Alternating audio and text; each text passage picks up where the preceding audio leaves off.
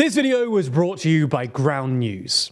For some time now, one of the most covered stories from German politics has been the seemingly unstoppable march of the Alternative for Germany, or the AfD. Against the backdrop of a seemingly rightward shift in many other European countries, the AfD, often labelled far-right and populist, has risen to second place in nationwide polling and leads in a number of upcoming state elections.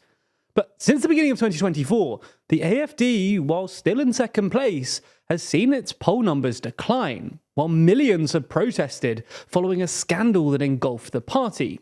And new parties have even emerged seeking to pick off AfD voters.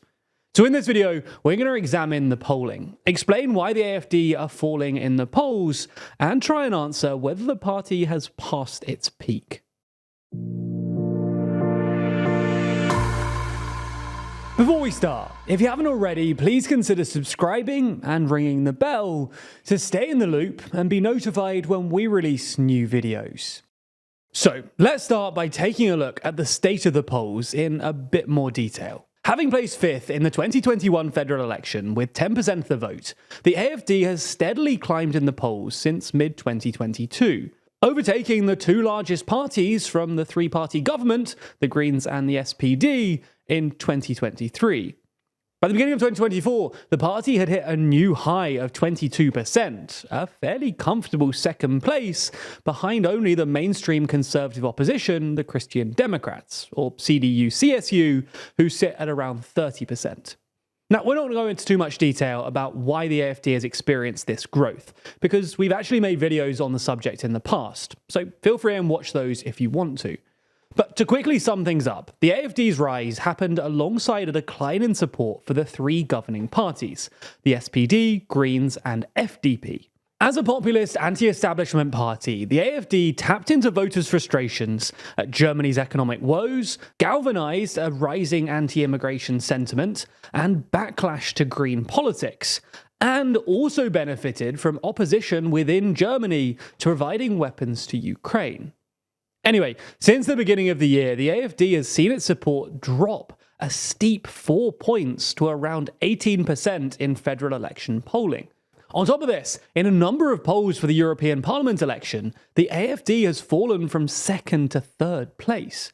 So why is this? Well, we're going to split this into three main reasons. The major scandals that sparked mass protests, the emergence of new parties, and the simple fact that the party does have an upper ceiling of support.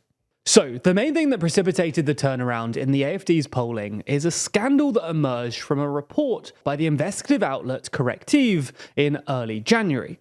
The report uncovered a far-right meeting held back in November 2023, which was attended by, among others, Austrian far-right activist Martin Sellner, plus a handful of AfD members and officials. These included a personal aide, now dismissed, to one of the AfD's co-leaders, an AfD member of parliament, the AfD factional chair in the Saxony-Anhalt State Parliament, and the AfD's factional speaker in the Brandenburg State Parliament. At this meeting, Martin Sellner put forward a plan for what he called remigration, which would involve the expulsion of foreigners and German citizens of foreign origin who had not assimilated, with one idea of sending them to a model state in North Africa. The report of this meeting sparked mass protests across Germany, as millions of people demonstrated against extremism and the far right. Now, the AfD did distance itself from this meeting, saying that the party had no links to it and that any attendees were there in a personal capacity. The second reason we're going to look at, though, is the emergence of small parties. In particular, one new party is hoping to burst the AfD's bubble, and that's the Sarah Wagenknecht Alliance, or BSW. Wagenknecht is the former leader of the Left Party and split away from the group last year to found her own party. One that in simple terms could be described as economically left but socially conservative, advocating for higher wages and pensions while also supporting a more restrictive migration policy, opposing sanctions against Russia, reversing certain environmental policies, and more. There's also the New Values Union, whose leader says that it aims to position itself between the CDU and AfD. Now, it's early days for both of these parties, so we don't yet know exactly what support they might manage to build and from which parties they might siphon off voters. For BSW, which is likely the more viable party and polls between 5 and 7% according to recent polling, there's currently mixed data as to how much they'll take away from the AFD versus other parties like the SDP, Left, and others. But the point we're trying to make is that for a certain subset of voters, the AFD have been seen as the best or only option for an anti-establishment protest vote. But now those voters have a greater pool of parties that they can choose from. The final thing that we'll consider before moving on is that it's possible that the AFD has simply reached the upper limit of its public support. After all, when polling suggests that 72% of people consider your party a threat to democracy, and 79% think demonstrations in response to your party's scandal are good, then your pool of potential voters is likely pretty heavily restricted. So peaking in the low to mid-20s wouldn't be a huge surprise. Nevertheless, it would be foolish and inaccurate to prematurely declare the collapse of the AFD.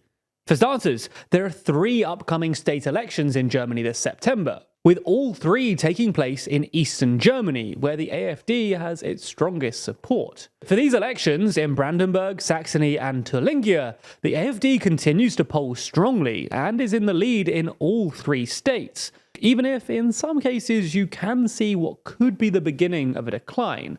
And this all goes to show that it still has a strong base of support in its eastern homeland, where it is, on current polling, on course to win state elections for the first time. It's also worth noting that even if we were to state definitively that the AFD had peaked and fallen to a more sustainable polling in the mid to upper teens, that could still keep them in second place, and would still be the party's best ever result, and would certainly shake up the political scene, forcing the CDU, which still leads in the polls, to consider its options if it still wants to rule out a cooperation with the AFD.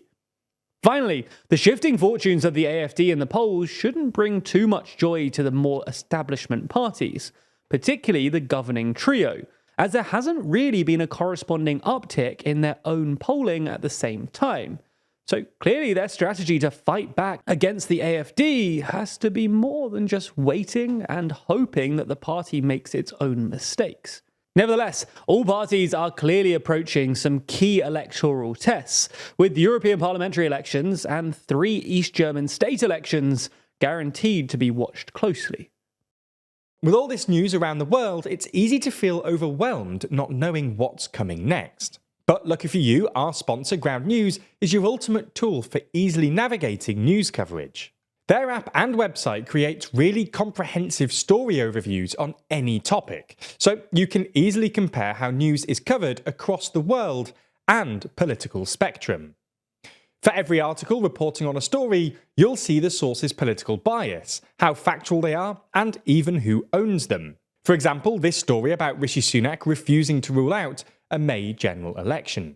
Not only can I see that there are 7 sources reporting, I can quickly identify which sources have a political bias, according to ratings from independent news monitoring organisations. What's interesting about this story is that it's mostly being covered by 4 left-leaning news outlets, and only 1 right-leaning outlet.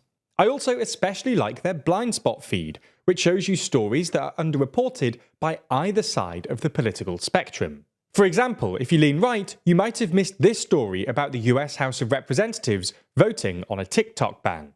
It's unlike any other news app you've come across, so go to ground.news/TLDR or click the link down in the description to get 40% off unlimited access to their Vantage plan. That's only $5 a month to help an independent news platform working to make the media landscape more transparent.